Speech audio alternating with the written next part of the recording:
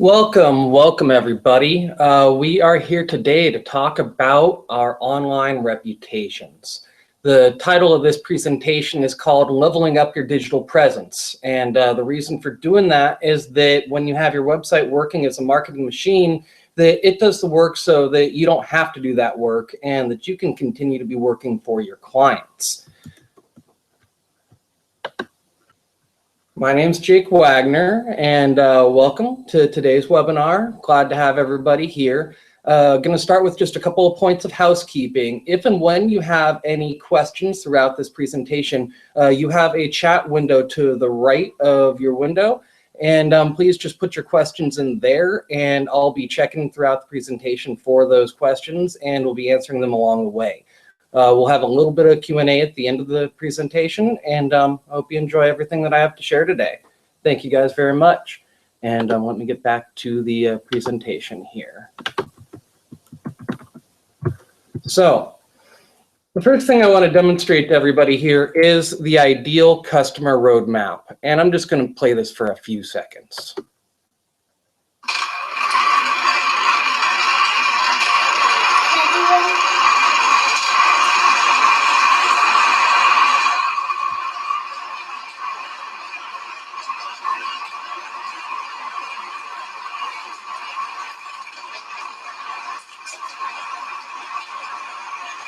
So the thing is here, folks, is that what we're seeing is your ideal customer roadmap.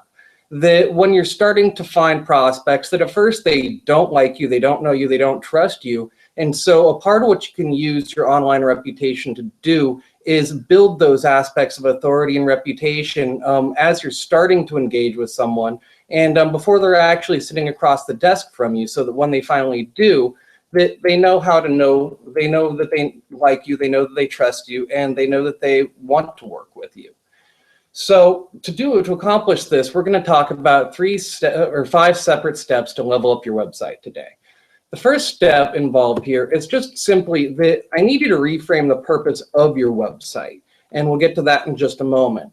The second step is selecting the scope of how big you want your presence to be on the internet.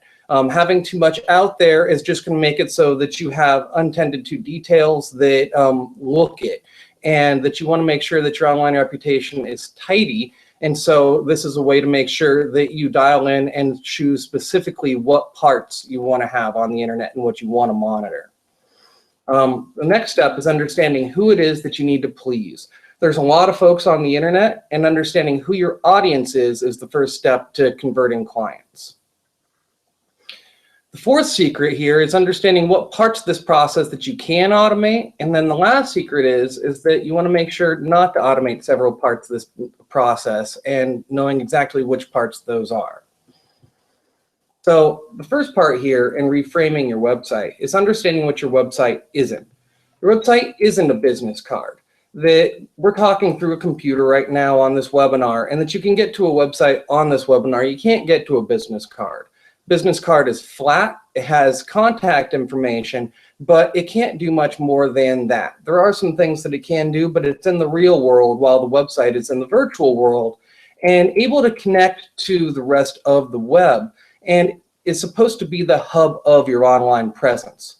There are all these tools, social networks, people, systems out there, and you need to make sure to leverage each one of these specifically to the benefit of your firm. And if it's not going to do that, making sure to not pay attention to that system and not have it a part of your plan. So there are a number of reasons why this is important. And first, we're going to talk about why it's important to be properly configured. And the first reason is that when your system is properly configured, that you're going to be found on the internet, that you're going to be searched for, you're going to be syndicated. That having just a website out on the internet doesn't do much, frankly. That you need to have it SEO'd, you need to have it integrated with your social networks. All these sorts of things are now common best practice. And the reason why is that what this does is starts to lead a prospect through your web presence and to your website. In doing so, builds your reputation and builds your authority. And the reason to do all of this is that it authentically builds a relationship with your audience and the people who you want to engage with. that starts to let them get to know you, let them figure out if they like you, and builds trust because you're providing value to them. And the other part of this is that if you don't do these steps, that, well, Google and the other search systems, they do downgrade if you don't configure these ways. You want to make sure to have your hub properly configured to your social networking and media spokes. And then also, lastly, you'll simply miss opportunities. That at this point, if someone gives you a referral, the first thing that is going to happen for that referral is they're going to go to Google, and they're going to put in your firm name, and you want to be the first thing that shows up. You want to be the second thing, third, fourth, that whole first page, having that be different parts of your web presence. And you don't want it to be a competitor. So the next step of what we're going to discuss here is the different types of visitors that you interact with your web presence. Some of this is on your website, but it is also out on the social networks. So the first group is the people who don't know you yet. They don't like you. They don't trust you. It's not anything personal. They just don't know better or worse yet. And you want to make sure to cater to this group. The second group of people that you're going to be catering to are your current clients. You can use your website to provide a host of resources to your clients, and that this can be a way to bolster your relationship with them. The third group of people are the authorities. That whoever it is that regulates you, you need to make sure to have the proper disclaimers, footers on your website, notes in your emails, and also if they say that you can't use a specific social network, that you can't, or a specific way of using a social network, that make sure to abide by those laws. The next group is that there are a lot of press out there, and there are a lot of financial articles that are being put out every single day. These reporters are out there searching on social networks, they're searching websites, and as you continue to build your authority and become a thought leader, that these reporters are going to find you, they're going to contact you for articles, and that this is a great point of demonstrating your authority, where you can have a link from someplace that you were quoted on your website and have a link on the Wall Street Journal backlinking over to your corporate website. That is a great way to funnel prospects to you. The last group of people that you are going to interact with in your online reputation are other advisors, vendors and sponsors, and other allied professionals like estate attorneys, therapists, whoever it is that you have involved in your practice, and the other advisors that you use to work with your clients. So I wanted to talk about all of these different areas of your visitors to understand how to convert them from being a cold prospect to knowing who you are to being a paying client. And in order to do this, you guys are asking a lot of a potential prospect. There's a lot of ways in which you're asking folks to marry you with the length of relationship that you're hoping to be getting into. And so in order to do that, you need to give a little. And you also need to understand that in the modern day and age, that someone's email is pretty much the most valuable thing they have as a virtual asset.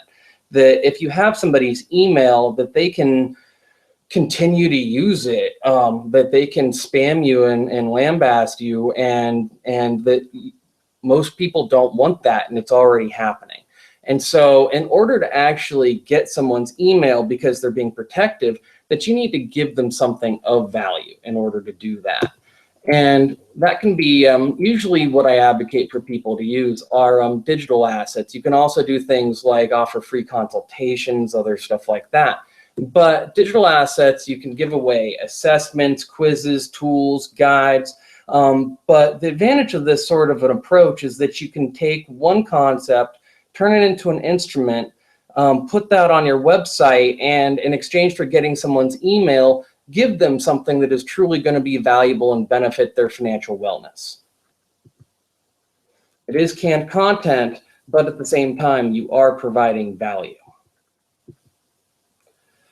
So as you do this, you want to make sure to be staying relevant. You do need to be staying up with the times, and you also want to be keeping their interest. And the reason for this is that it's about building a relationship. It's not about sending them so many messages and looking at how many times they opened your emails and if they've clicked on anything and all of that sort of stuff. It's about creating that authentic relationship through this automated work so that by the time they're sitting across the desk from you, that they already know you, like you, and trust you, and that they are a warm prospect ready to turn into a loyal raving fan and client. So there are a number of ways that you can go and put your presence out onto the internet. The first one of these is to just simply share your opinion.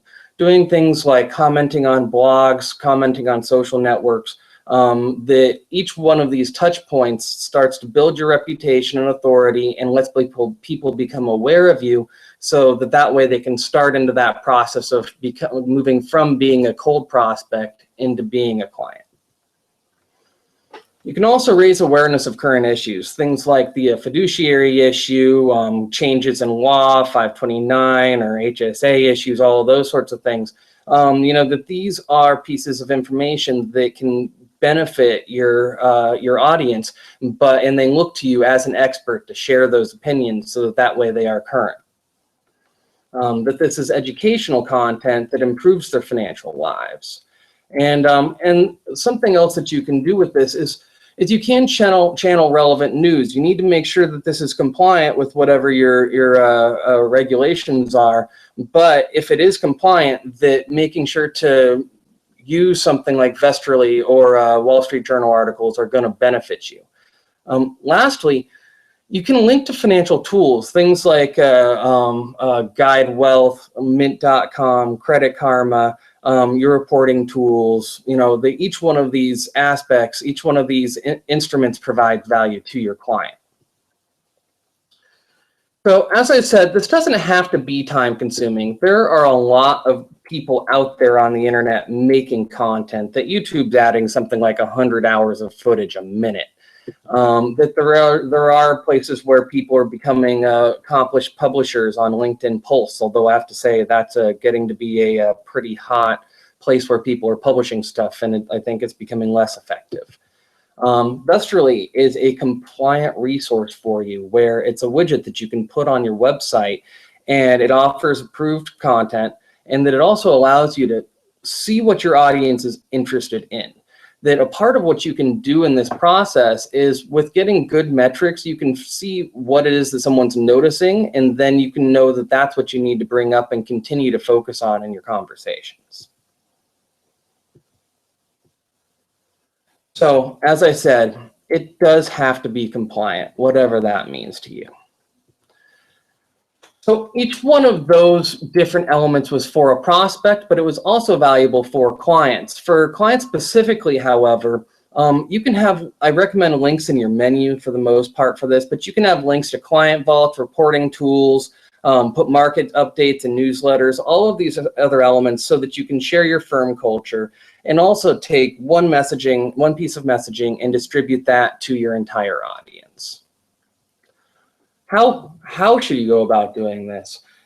This is really important, that if you don't keep people engaged, that, well, you need to stop harassing them more than anything. You need to back off. You need to make sure that if someone is seeming like they're getting too much attention, that you change that and you actually start to dial it down a little bit.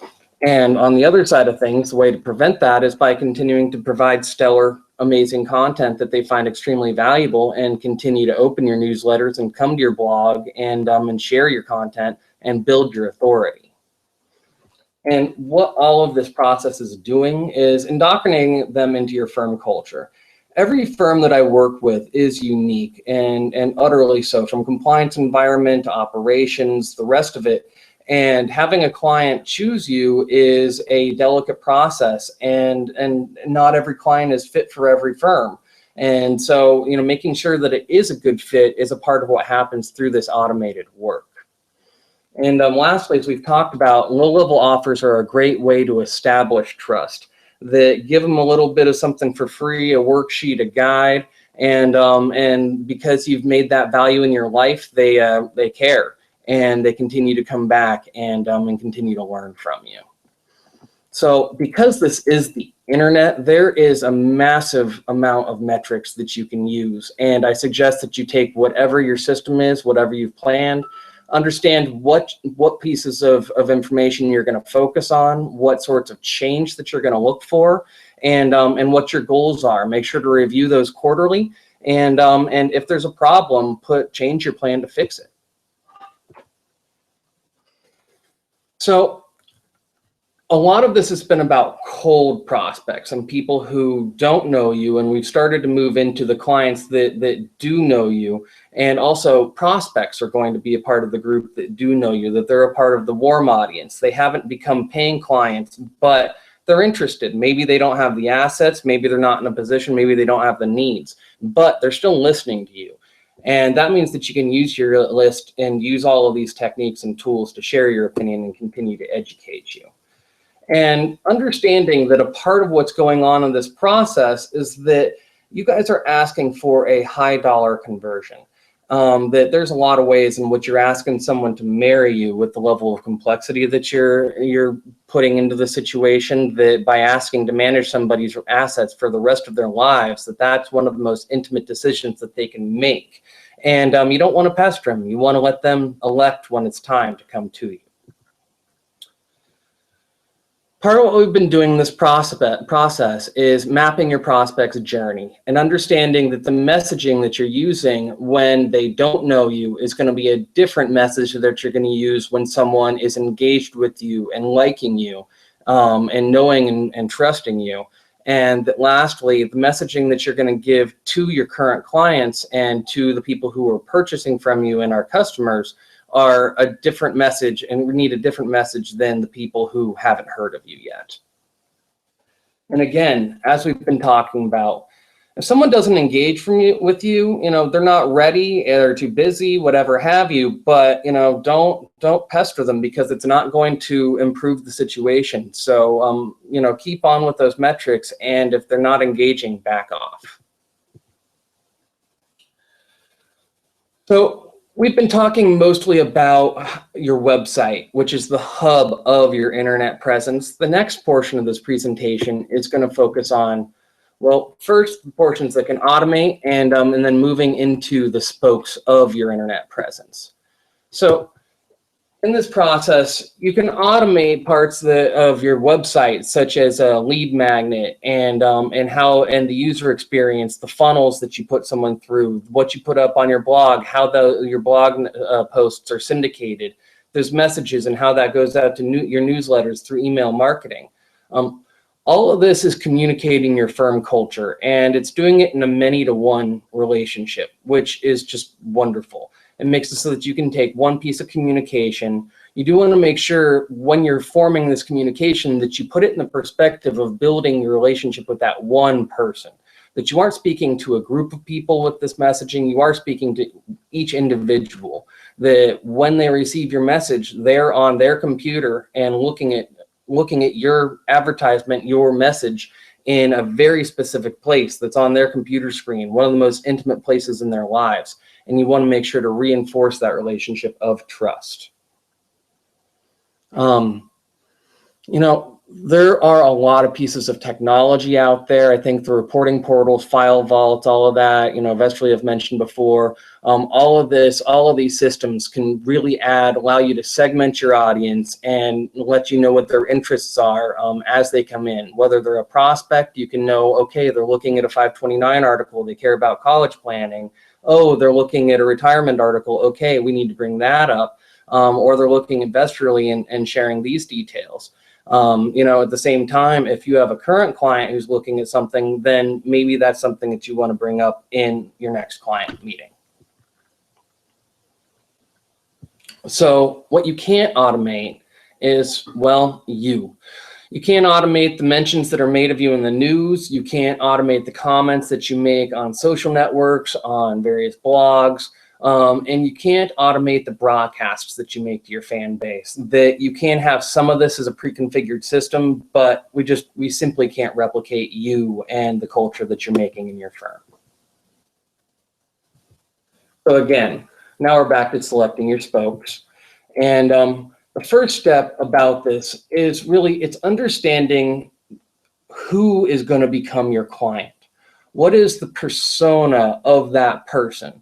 And to understand that persona, you probably want to take out pen and paper and actually write down some of the different scenarios and actually do a mock-up, maybe even give them a name of who it is that is going to be one specific profile of a buyer, of a client.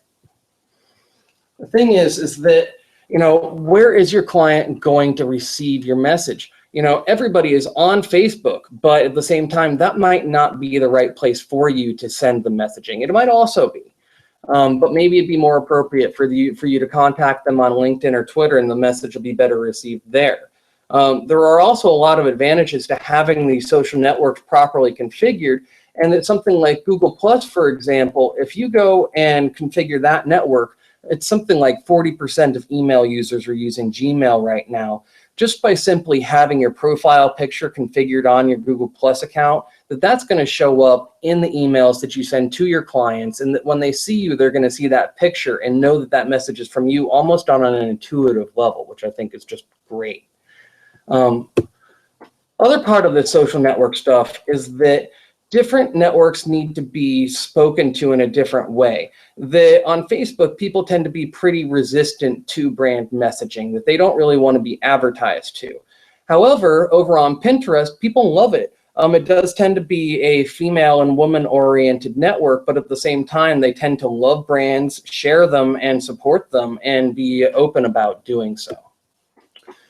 The next element of your buyer persona that you want to identify is, what are your client's interests? Are they a golf guy? When you go out with a client, is it, do you want to go and buy them a set of 18 holes and spend an afternoon with them?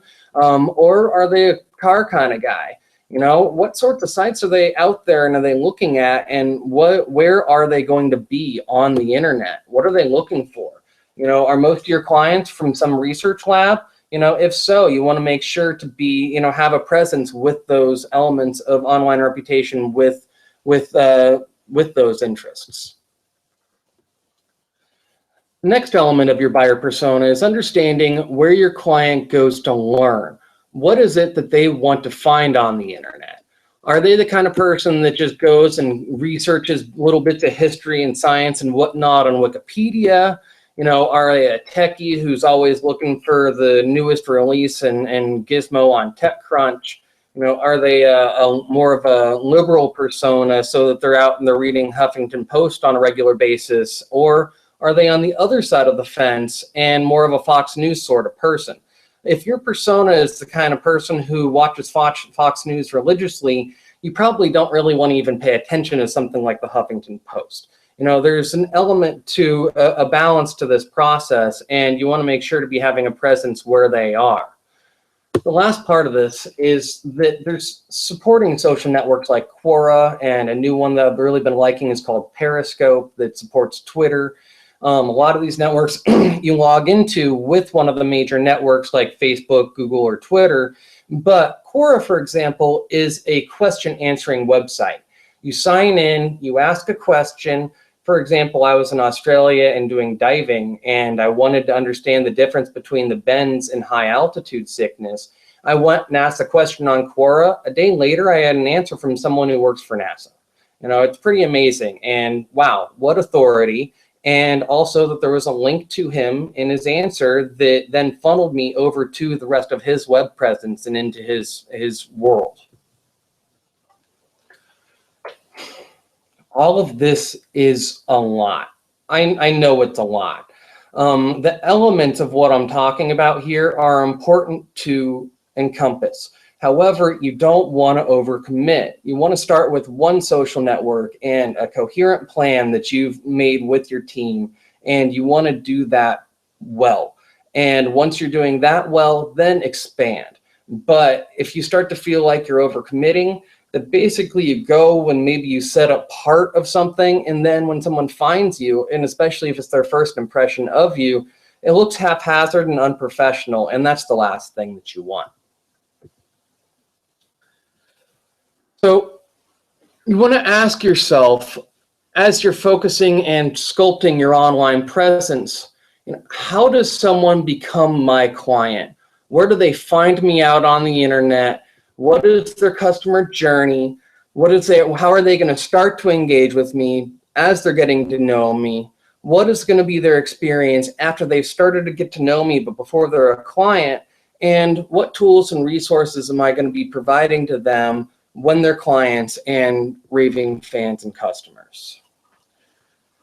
The internet is changing constantly, and as a result, and so is your business. And as a result, that you need to continue with this metrics, and you need to take your plan, you need to review it quarterly, and you need to see what parts are working, what parts aren't, and tune. That doing this process regularly is going to save you a lot of time, money, pain, and misery, and is just essential to the whole process. So the most important reason to go through this process, there is a fair amount of time involved, but the result is a better bottom line. That by the time someone is actually sitting across the table from you, that they know you, they know what you're about, they know what you offer. And so as a result, that you can hit the ground running. And that's just what you want, that you want to have the time that you're in the office every single week be in front of clients or doing plans for them, not working on your online presence. And so having that properly configured and working for you as an asset makes it so that you can stay doing your high dollar earning activities and not do the others. And let me just, okay. Want to remind everybody, if there's any chat questions, just make sure to pop that in. I'm on full screen here, but I am looking over at the chat window, and let me know if you have anything that you'd like me to discuss. So I think you guys have gotten this by now, that by having a good web presence, that people get to know you, that they start to figure out if they like you or not, and that by continuing to build your authority with them and providing value, that this creates a trusted relationship. And when you have a knowing, liking, and trusting relationship, those are all required steps into actually converting them over into being a paying client. And the last part about all of this is that when your website is properly configured and doing this work, and when the hub of your website is well balanced and your spokes are properly tuned, that all of this is working as an asset so that you don't have to. Success. When you are successful, that prospects are going to start out on the outside of this funnel, like the coin funnel that we saw at the beginning of the presentation, receive the messaging that they need there, get value out of the relationship, start to dive deeper into the relationship where you can actually start to maybe make them an offer about getting to know each other a little bit better. And that all of that process is building towards when the coin finally drops through that hole and they become a client. And also a raving fan, that by going through this process, that you don't just say, hey, you want me to manage your money for the next 30 years? Oh, no? Okay. And move on to the next step. That by going through this process, that you've demonstrated that you are the person that they should go to and that they want to go to trust with their finances. That you are the thought leader that they know, like, and trust and are going to turn to when the time comes. But this is a way for you to improve your clients and your prospects' lives, that you can use this process to keep your bottom line trim. And that by establishing your value as a resource, that yes, people are going to come to you when they're ready to become a client. So again, you'll know you find success if someone finds you from some comment that you make out on a YouTube channel. Are they naturally going to find their way to your website? And then when they get to your website, are they going to have a reason where they say, oh my gosh, I want to know what this guy has to share. Geez, this guide, this quiz or assessment, that is what I needed to know. I'm going to give this person my email and not even think twice about it.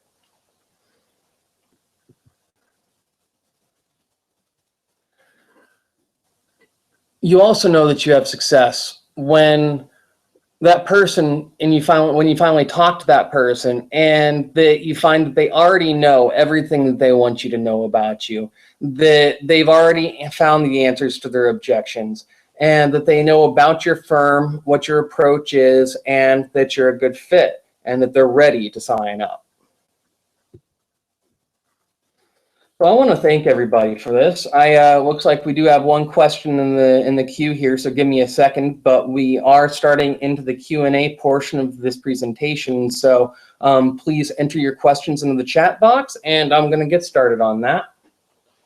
So Lisa says, "What is your personal opinion on the use of headshots? I see some advisors where you find a picture of them anywhere, and others where their whole website is pictures of them and pictures in their email signature, etc." I need to break this down in a couple of different levels here, Lisa. Though great question. So you are your brand, that when someone is sitting across the table from you, that they are looking at your face. And so you do want a great and professional headshot. And it's not just about your smile and the twinkle in your eyes, that is extremely important, but it's not everything. That you also want to make sure to have a good background where, like, I'm a nature lover. So a lot of my pictures, I'm wearing, pretty good, casual, dressed up dress, sport coat, things like that. And then have some woods in the background, sort of a deal. And here, I'm going to go off of the presentation, and I do have a Macintosh here I'm reading the questions on, guys. But so the next portion of this is I see some advisors where you find a picture of them anywhere. Lisa, could you ask your question again just a little bit? I'm trying to figure this out. You don't want to have too many pictures in your email signature. That's a big deal. The email systems block images for the most part, and also when you're doing your email automation, you want to make sure to check both what the image looks like with the images and without. That's a pretty big deal. And also checking the deliverability in different clients. You want to see what it looks like in Outlook versus Gmail or AOL Mail. It will look different. And for the most part, the images over like 10K are blocked. And so as a result, that you small image is fine, but if when you send something out, the first thing that's at the top is this huge image, you can actually push your entire messaging below the fold. And so someone never actually gets the message and they just move on to their next email. A website that's full of pictures is probably a good thing. It needs to have the right balance of pictures to words, and anything that you have as a picture, you want to make sure that you, in the alt text for that you have what those words are in that alt text, so that it's available for the search engines to see. That search engines don't know how to look at a picture, and they're never gonna, at least not anytime soon. And but at the same time, white space, brevity, and guiding your prospect's eyes around the page is going to be essential. And that you want to have the right level of imagery so that when someone gets to that site, that they say, oh my gosh, there's 30 words on this page, and that's exactly the words I wanted to see, and I want to give this person my email so I can get their offer. That's going to be key.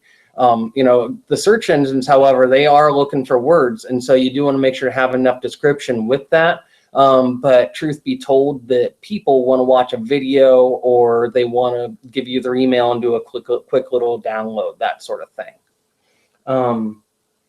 Are there any other questions out there? That we're doing okay, and I'm gonna see if I have something else to answer here in Elisa's questions. But actually, even just could you guys put something in the chat box saying that you're good if you don't have any questions? Appreciate that. And let's just see who's on the oh, great number of people in attendance today. Good to hear. So the other part about what I really see you talking about here, Elisa, is that you want to have the right messaging at the right point in the process. that you don't want to have that when somebody is ready to buy, that you don't need to be giving them some handy little quiz or guide, because quite honestly, it's just TMI. It's too much work, and maybe they'll actually download it, but 9 times out of 10, they're not even going to open it. So it's building the relationship, but it's not progressing things. It's by the time they're ready that you want to get them onto the other side of the table with you. So I gotta say, folks, I want to give a couple of more seconds for a question. Elisa, is there any other part of that you have as a question? But I gotta say that we're starting to dial it down here. That this is when I did this presentation for Fall CE Day here in Portland, I took most of an hour, and apparently I've been able to trim that up a little bit, which is great. And it looks like I'm seeing folks move on with their day.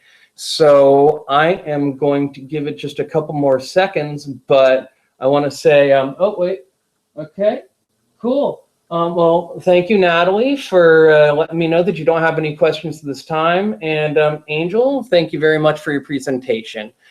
Everyone, I'm going to call that good and great. And I want to thank you for your time today. If you have any questions about this process, please contact me, and we can discuss that further and how to implement any of these strategies with your firm and business. Take care, and thank you very much. Have a great day.